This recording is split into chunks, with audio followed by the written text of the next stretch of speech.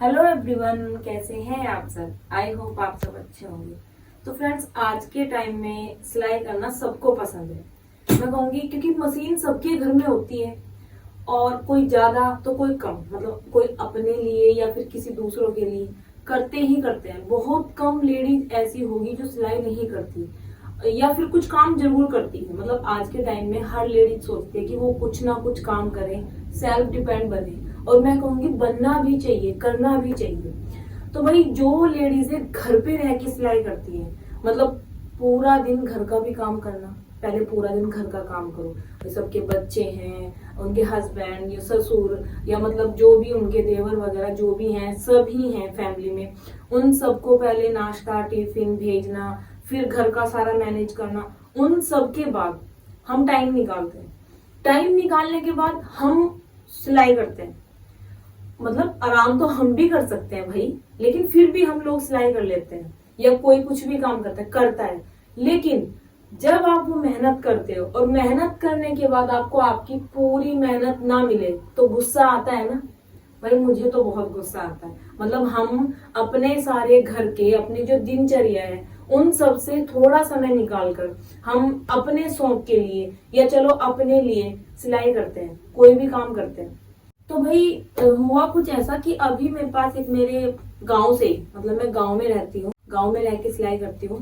तो गांव में से एक जानने वाली मुझे मिली कि तुम सिलाई करती हो ना। मैंने कहा हाँ। कि हाँ, मुझे ना पता चला है सिलाई करती हो, और मेरी बहू बोल रही थी कि मुझे उससे ही सूट सिलवाने हैं। कितने पैसे लेती हो सूट के। मैंने बताया सिंपल सूट के 250 रुपए और लाइनिंग वाले सूट के। तो मैं बोलने ही वाली थी, उन्होंने बोला कि हाँ लाइनिंग वाला सूट है और वो जो है ना, मतलब ऐसे नाम लेके कि वो 150 रुपए लेती है। तो भाई मुझे बड़ा अजीब लगा। मैंने कहा 150 रुपए लाइनिंग वाले सूट के, पागल है क्या, मजाक समझा है क्या। मैंने कहा मैं 450 रुपए लेती हूँ। तो भाई वो इतनी शौक हो गई ना, जैसे मैंने बम छोड़ दिया उनके ऊपर। मतलब 450 रुपए, कितने सारे पैसे। मैं मानती हूँ कि सिलाई में कम खर्च में ज्यादा अर्निंग है भाई, ये सिलाई का ना सबसे बेस्ट है। लेकिन मेहनत कितनी है। आंखें दुखाना, सर्वाइकल प्रॉब्लम, कमर दुख जाती है, और पूरा दिन काम करके फिर जब हम काम पे बैठते हैं ना, और फिर इस काम को करके फिर दोपहर का खाना काम, और फिर रात को, तो ऐसा लगता है इतना स्ट्रेस होता है बहुत ज्यादा।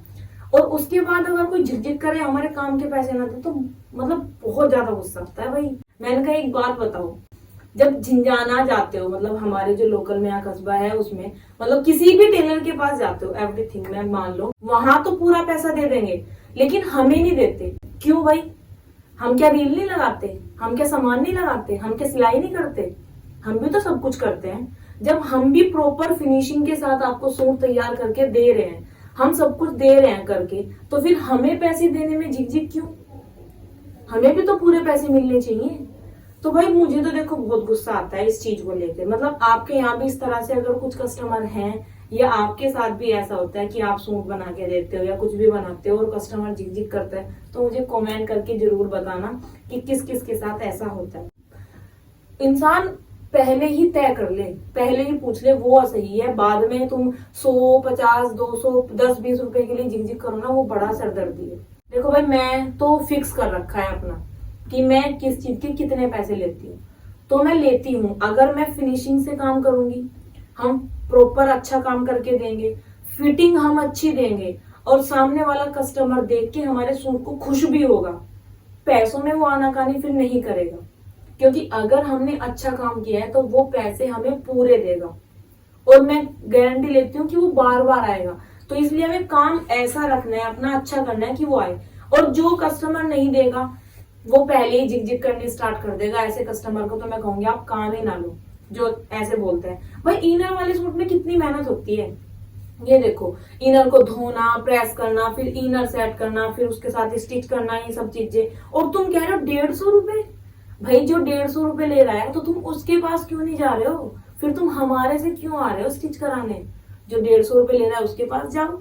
फिर हमें क्यों कह रहे हो कि नहीं सूट तो तुझसे ही सिलवाना है, तुमसे ही कराना है। मतलब आपके साथ भी ऐसा होता होगा, आपके भी आसपास में कुछ ऐसे कस्टमर होंगे जो कहते होंगे कि नहीं नहीं आप बहुत अच्छी सिलाई करते हो, इस सूट तो हमें आपसे ही बनवाना है, कपड़े तो आपसे ही सिलवाएंगे। तो ऐसा होता है। तो भाई मैं आपको कहूंगी खासकर उन लेडीज को जो पूरा दिन घर का काम, अपने घर का सारा काम निपटा के अपने बच्चों को देखना, अपनी सारी जिम्मेदारी करती हैं, उसके बाद आप अपने लिए 2-3 घंटे जो निकालते हो वो ऐसे ही आप समाज सेवा में नहीं निकालते।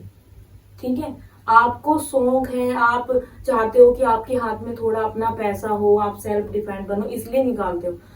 कस्टमर जब कपड़े लेके आए 2-3-4 जितने भी, सारों के ना पहले ही बता दो।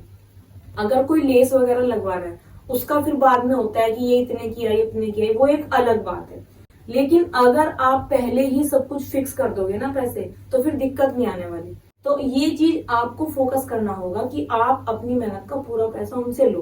भाई हम सिलाई कर रहे हैं, कमर हमारी दुखेगी, हाथ पैर हमारे दुखेंगे, काम हमारे घर का आधे से ज्यादा छूटेगा।